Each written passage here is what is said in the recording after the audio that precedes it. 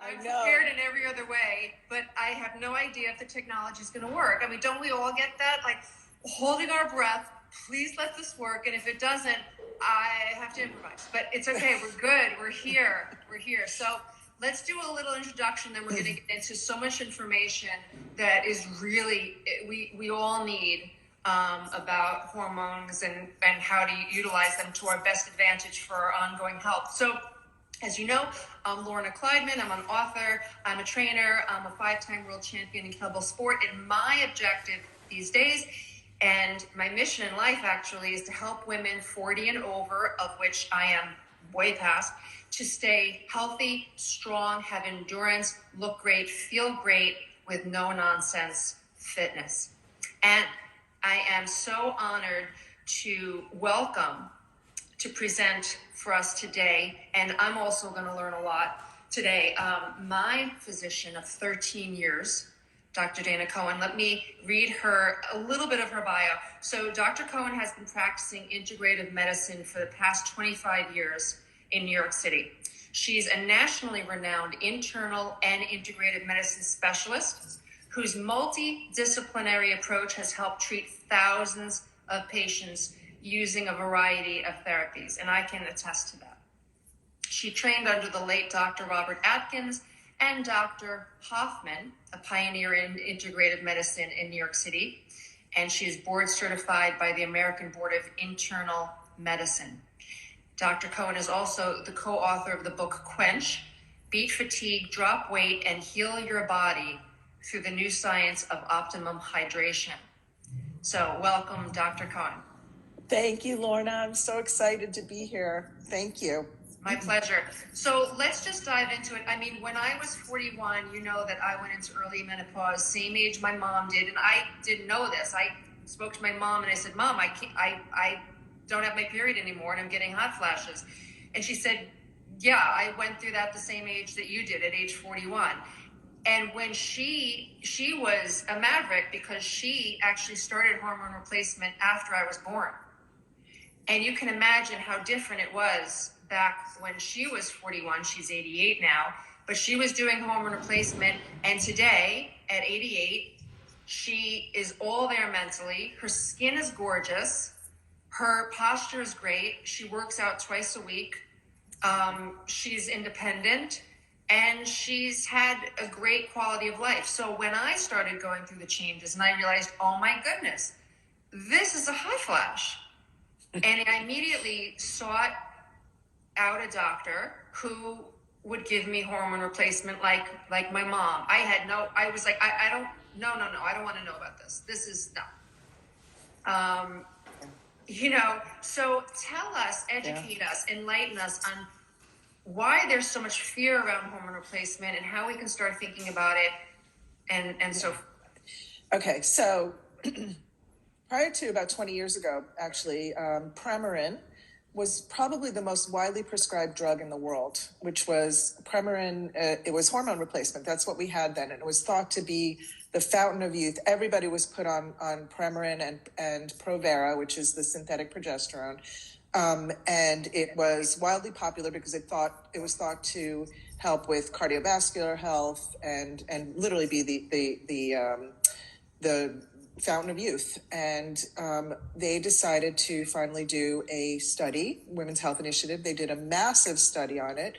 And lo and behold, they actually found out that it wasn't the fountain of youth that they thought it to be. And they found some negatives to it, that it actually may increase risk of heart disease and slightly increased risk of breast cancer. So then for the last almost 20 years, it's become null and void. Nobody's even doing hormones except for a lot of functional doctors. And I'm here to sort of help you navigate what that means and what's the healthiest way and how to really look at that data. And since then, there has been many prospective studies.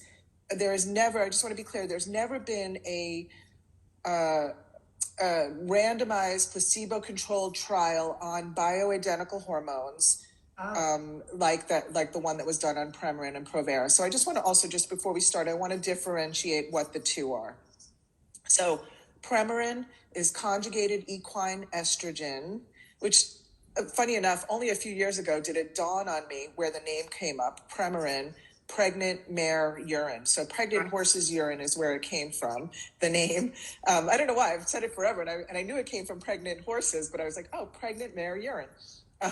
So Premarin, and that those estrogens that come from horses have other hormones in it, other estrogen-like that are similar to our estrogen but not identical, right? So there's all this foreign estrogen running around your body.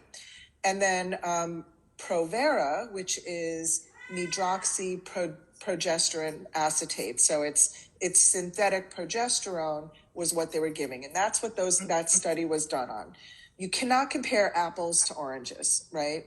So bioidentical or human identical hormones, we are talking about down to the molecular level, exactly identical to what our bodies produce prior to menopause.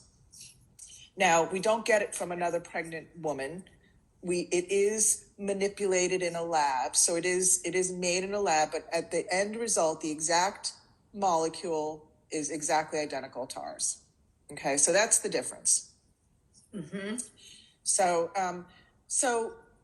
over the years, with some prospective studies and clinical trials what we found is that there's a couple different things. So let's just jump right into the scary things. Is that okay?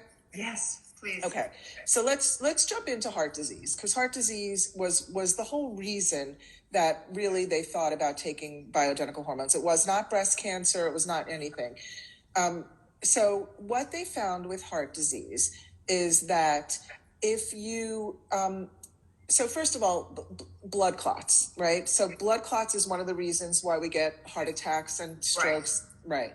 So what they found is there's with oral estrogens, there's an increased risk of blood clots, right? So when you're taking pills, oral estrogen pills, there is that increased risk. When you take transdermal or creams where it's applied on the skin and it gets absorbed through the skins, or patches, that risk goes away. First of all, for blood clots. Let me see, I'm going to call it progestin, by the way, is synthetic progesterone, right? Or MPA, medroxyprogesterone acetate. So we're going to call it progestin versus progesterone. Okay. So progestins, the synthetic progesterone, increases the risk of heart disease.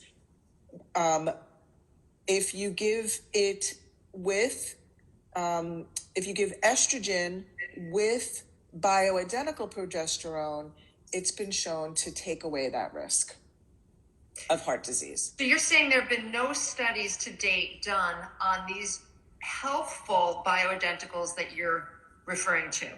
No, there have been studies. Okay. There's not been the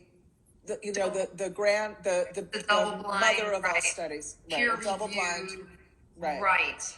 No, there's peer-reviewed studies. It's a double-blind, placebo-controlled studies, right? So the problem is you can't patent bioidentical hormones, right? Interesting. So I mean that's the belief. Hopefully someday it's going to be done in the sake of science, but who's going to pay for it? The Premarin study that was done, it was paid for by Premarin. They thought they had the fountain of youth. Of course. Right. And most drug studies are done by drug companies, right? Yeah. So that's that is the big issue. So there's also different ways of there are some thoughts that if you cycle even bioidentical hormone, your risks of heart disease are you're much more even decreased than if you don't cycle it. But it's all very individualized. You have to find a doctor who knows what they're talking about. There are some questions coming in, which I'll get to in a few minutes. I just want Dr. Cohen to go through the broad picture, and then we're going to get into everybody's questions. And you should have questions. I really want to answer your questions. So we're going to get into it in a few minutes. So please continue. Yeah. So then let's talk about breast cancer. Okay. So first of all, with the Women's Health Initiative study, it showed a very slight increased risk of breast cancer with progestin. Yeah. Right. Synthetic progesterone, a slight increased risk of breast cancer with progestin. In some of the longitudinal studies that we've been looking at, it shows that with progesterone, that goes away as well. So the breast cancer, now I just want to talk a little bit about breast cancer, because it is my belief, if you have known breast cancer, now not necessarily if you're at risk for breast cancer, because that is also requires a discussion, with your doctor. But if you have known breast cancer, estrogen, ER/PR positive, right? Estrogen receptor, progesterone receptor positive, I would be very cautious using hormones. And in fact, I don't do it on my patients. I would also be very cautious in using herbs that are estrogenic. Okay. And most people know this. They've already done their research. They come in and they know it. So there are, at the end, we can talk about other ways of prescribing and helping people get over the hump of whatever is happening to them in menopause if they've had breast cancer. It is my belief that bioidentical hormones do nothing to create a cancer in your body, right? But we live in a toxic world. Right. So it is really important that we continue to screen. And, that means mammograms, thermograms, ultrasounds. We have there's all kinds of new functional testing that we can do for screening, detoxifying. There are also certain metabolites of estrogen that we can check as functional medicine doctors, and even regular doctors are doing this now. So there are lots of things that we can do. Once again, you need to find a doctor who is, fluent in this kind of stuff. So on that question, where does a woman go to find a doctor that deals with hormones and really has experience the way you do? Yeah. Who do you go to? How do you seek that out? Yeah. So number one is that, ladies, we have to talk to each other. There is no greater referral than word of mouth, right? So you have to start talking to your friends. My dream, literally in this world, is to have an office that's like the barbershop, like a hair salon, an office where people are sitting around talking like the barbershop, and all these, and strictly for menopause, but it's just sort of a crazy dream, but I can so envision it. But we need to talk to each other, number one, really important. I bet more people are on hormone replacement than ask, ladies, start talking to each other. The other thing is there's a couple different places you can go to. ACAM.org is the organization that I'm a part of. It's an educational, it's for doctors, like-minded doctors, to get education on functional medicine, integrative medicine. You can go onto their website and search for like-minded doctors by zip code. Also, there's a couple. There's IFM.org, Institute for Functional Medicine.org, A4M.org. So those are definitely places to start. Do your research, talk to people, make a consult, that kind of thing. Great. And every woman, like you said, is different. So even though your friend might take this kind of hormone replacement or this kind of herbal treatment, everybody's different. You have to get it diagnosed through your blood and and talk to me about testosterone, because I had a client who was taking estrogen and progesterone, but the doctor was not prescribing her testosterone. When would that be a normal scenario? I have probably 50-50 of women on testosterone or not on testosterone. Not everybody needs testosterone. Got it. Testosterone is a great blood level to follow, because that's a true blood level. So you can look at testosterone and know if they need it or not. It's something worth discussing with your patient. It is a controlled substance. So it does require a little bit more hand holding more for political reasons, because of the doping and the stuff that went on with testosterone. It's stupid. Right. We're not talking about getting the facial head or the deep void. We're not talking about that. We're just talking about keeping your levels steady as we get older, so that you continue to have a sexual, as you did in your 20s and 30s, or even 30s and 40s. It's just about keeping that baseline, nothing about, getting jacked or anything like that. No, and the truth is, many women, we can convert estrogen to testosterone, and so it's not. Some people don't need it, and it's also very individualized. See, that's where the science and the art of prescribing hormones, it comes in, and we can't just leave it to somebody who's inexperienced, or leave it to somebody who really doesn't know what they're doing or isn't up on the latest information. That's why it's so important to find the right. And I sought you out for a long, long time, because I went to doctors, even young female doctors, who said, well, I won't prescribe you hormones because I don't believe it's good medicine. And I said, I couldn't disagree with you more. Yeah. So I've got it. I'll keep looking. One more question, then, ladies, please go ahead with your questions, and I will get to them. So, is there an age when it's best to start hormone replacement? If you're already deep into menopause, is it too late to start, or how does that work? I think all the research, and I absolutely subscribe to this too. The research is showing that if you are in menopause without a period and on no hormones for a significant period of time, more like 10 years, I would even say maybe 8 to 10 years, you're not really a candidate for hormone replacement. It's a little too late. So there is a window of opportunity.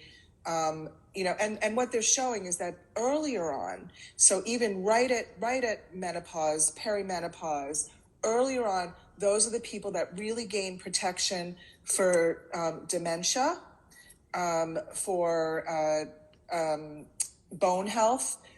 So those, so it is better to start sooner.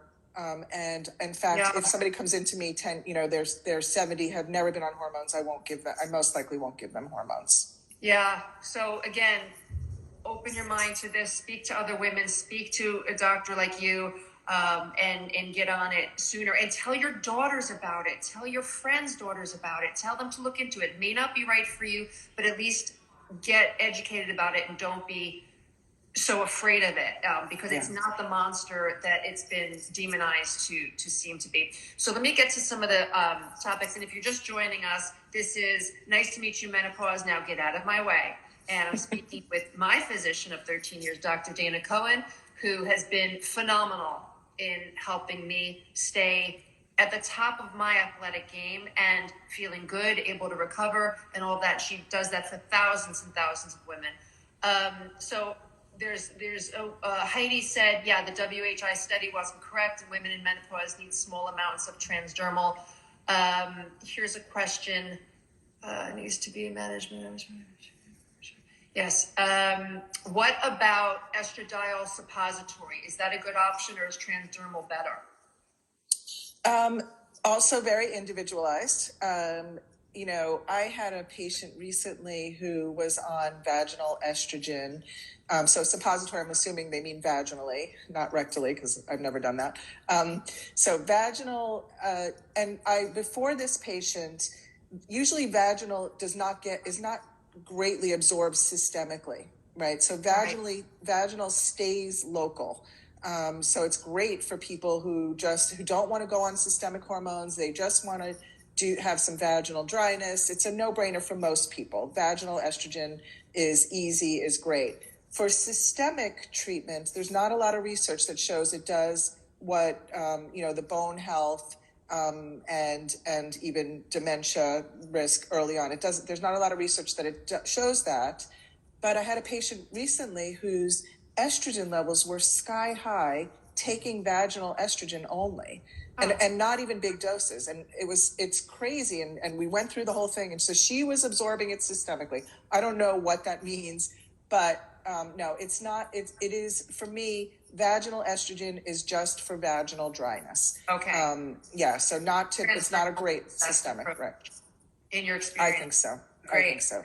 Yeah. Okay. But let's just talk about the different ways to do it. So please. there are literally 10 different ways to prescribe hormones, right?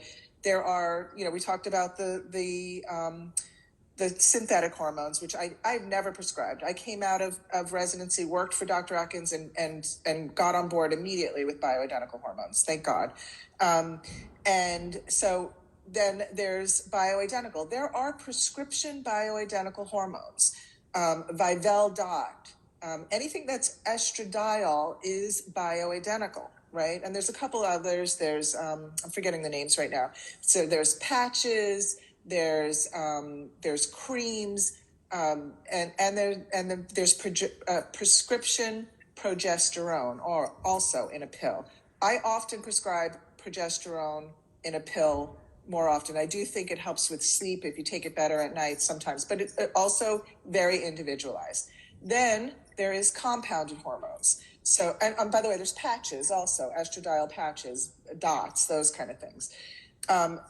Compounded hormones. So you can do it lots of different ways. You could do it separately in creams where you put it on, in troches where you put it under your tongue. There are still oral forms. I'm not a great believer in it, but I have some people on it that they're just doing great. I won't change them.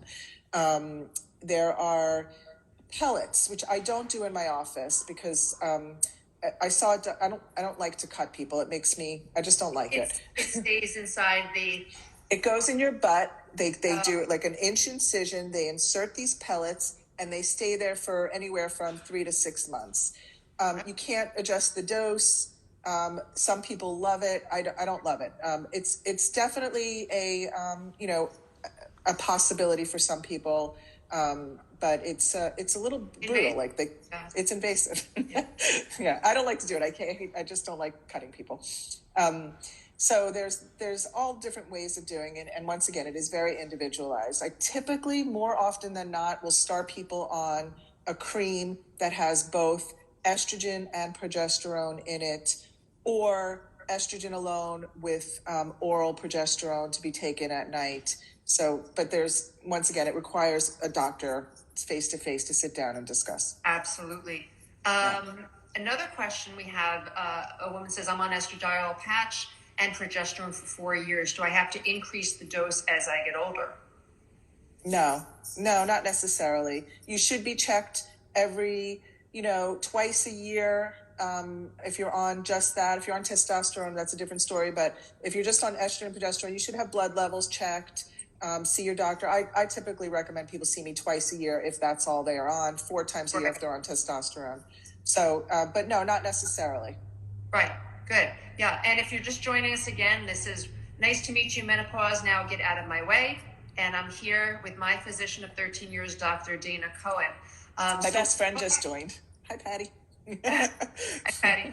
So, yeah. And then this live will go onto my feed so you can, watch it again, and I want to make note of those sources that you mentioned. So we're gonna do that. If there are any other questions, please post them now. Dr. Cohen, I know you see clients, patients in the city. So for those city people, how can they get in touch with you? So follow me on Instagram. That would be great. Yep. At drdanacohen.com. And my website is probably the best way. So all my information's on my website, and then some. So it's www.drdanacohen.com, drdanacohen.com. I also, I want to talk about herbs and, yes. and non-hormonal stuff. And then we have a couple more questions. Oh, please keep going. I just saw somebody says I have to fight with my OBGYN. It's interesting. So I'm looking at that person, and I think that's changing. I really think it's changing. Like I said, after that Women's Health Initiative study came out, everybody was up in arms, terrified, thinking we're killing women and blah, blah, blah. So I think, that is absolutely changing. I hear it more and more. Like, I'm surprised when more and more of my patients are like, I told my gynecologist, I'm like, good, you need to tell your gynecologist. And they're like, okay, and they're fine with it. So it is changing slowly. As the studies are coming out, it's changing. So that's good. I want to just talk about herbal therapy. And the only reason I would talk about herbal therapy is for women who do have breast cancer, and they don't want to use anything else. And so there are, or even women who are, if you're terrified of hormones, I would say don't go on it.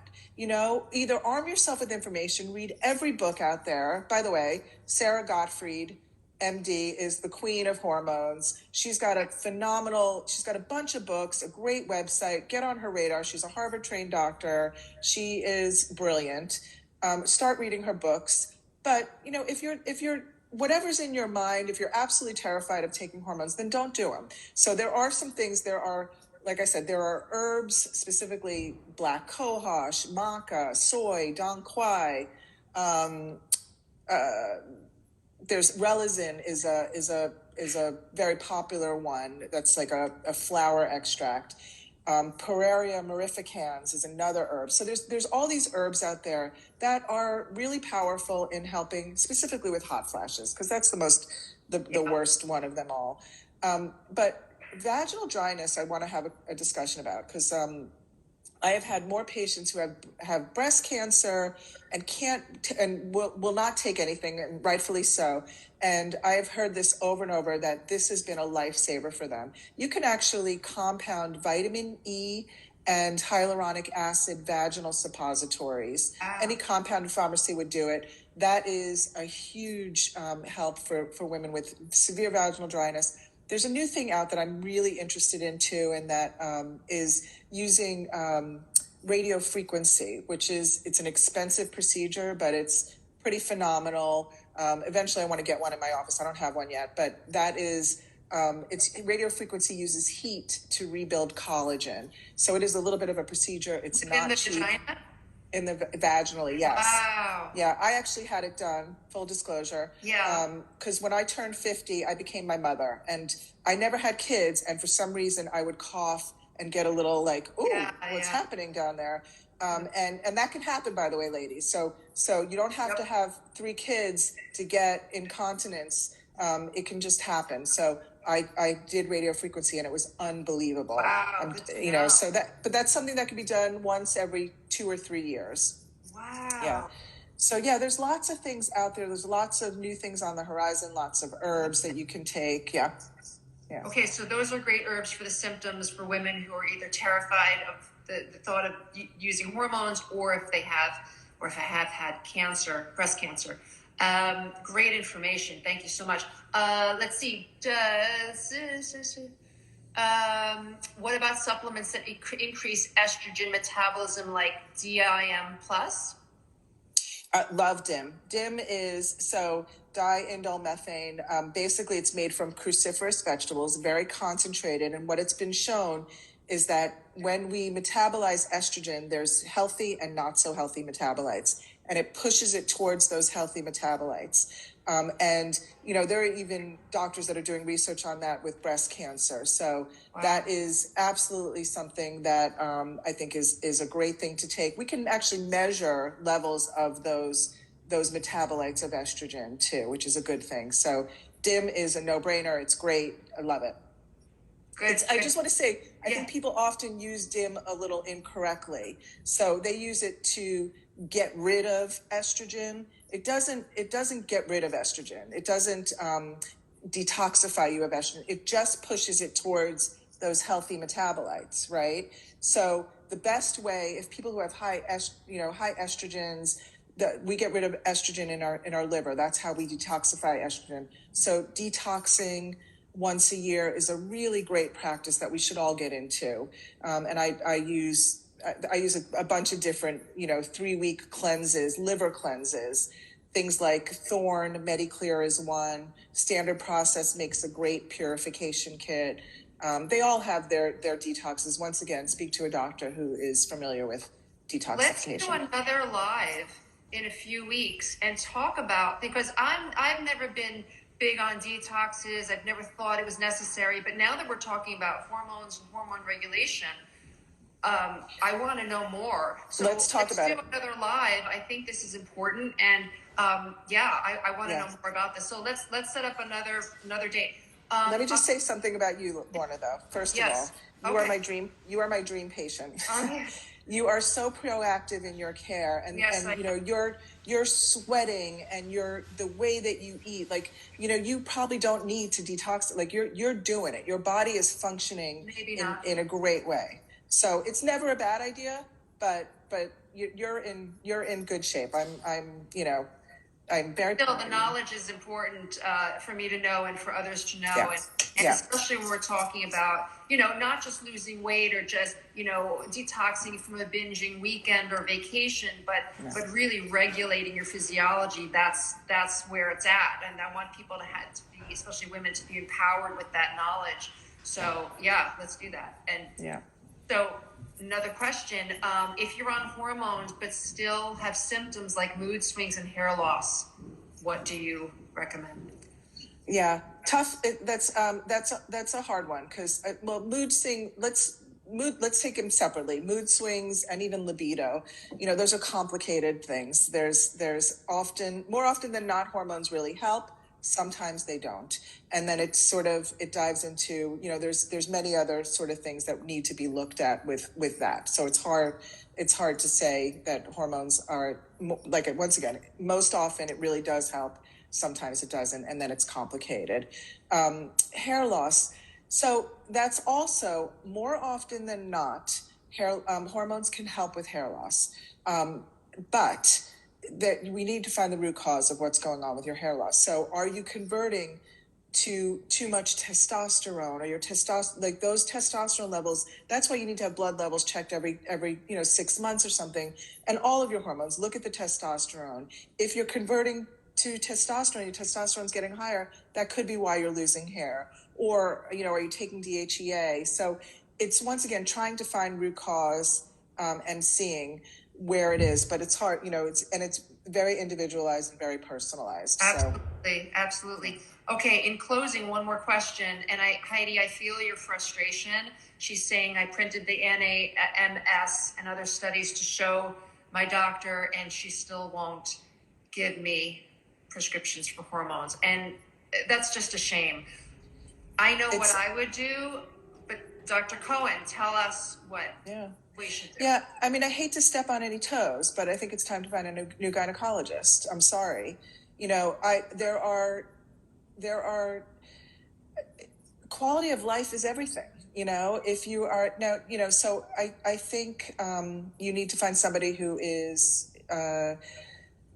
fluent in this language, and I realize how hard it is to find gynecologists, especially in New York.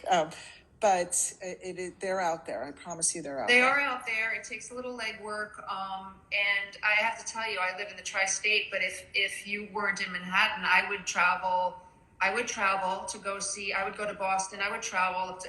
I look. It's really is quality of life. Yeah. It really is quality of life. Mm-hmm. I mean, you just have to. It's a shame that we struggle so much. We women struggle so much to find practitioners to help us in the way we need to be served. But that's what we need to do. And again, speaking to other women, going onto your website, getting information, finding out more about hormone replacement. So we have your website, we have your contacts, we have the links, and I'll put them in the notes where we can find out more about hormone replacement. And I really thank you. How great was this, everyone? Really tremendous information. I learned a lot. Thank you for the hearts. Thank you for the thumbs up. Dr. Cohen, you are magnificent. You're leading the way. And I wish I had done this sooner, had you on. This is actually my first IG Live. So I'm glad it went off without a hitch. Thank you, everyone, for joining. It will not be the last. And we'll do this again in a few weeks and talk about the benefits of cleanses. So again, thank you, everyone. Stay well. Have a great week. And I'll see you soon. Thank you. Bye. Bye.